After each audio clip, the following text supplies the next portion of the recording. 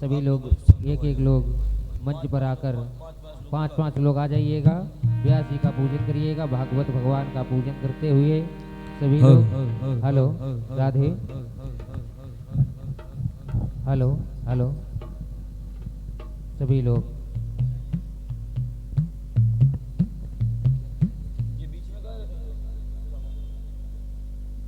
ओम व्यासाय विष्णुरूपाय व्यासरूपाय विष्णवे नमो वै नमो नमः।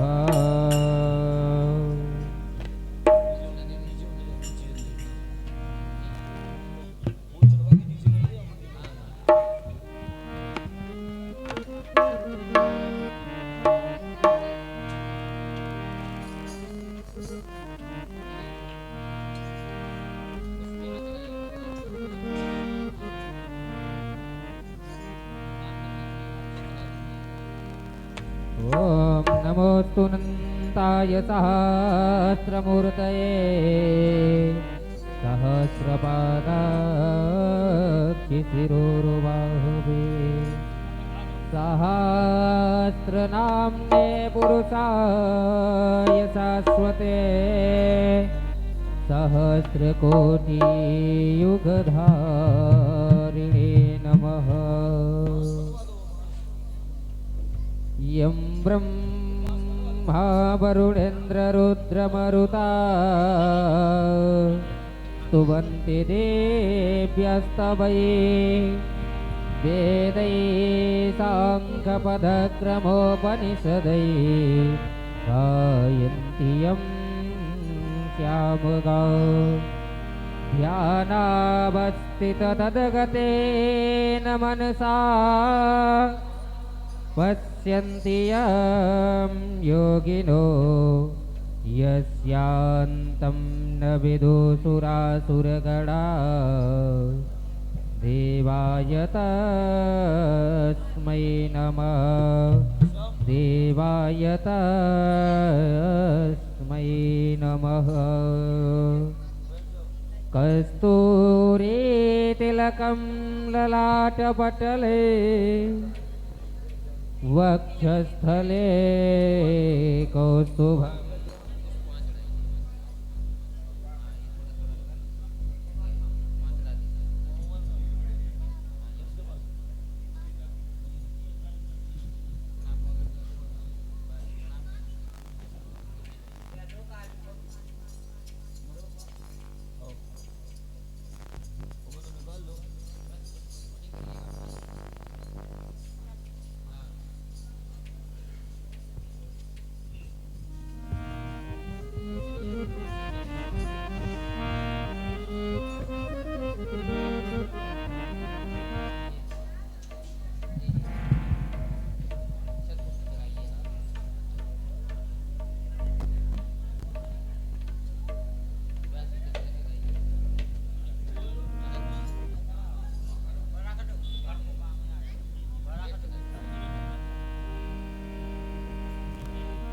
कस्तूरीतिलकं ललाटपटले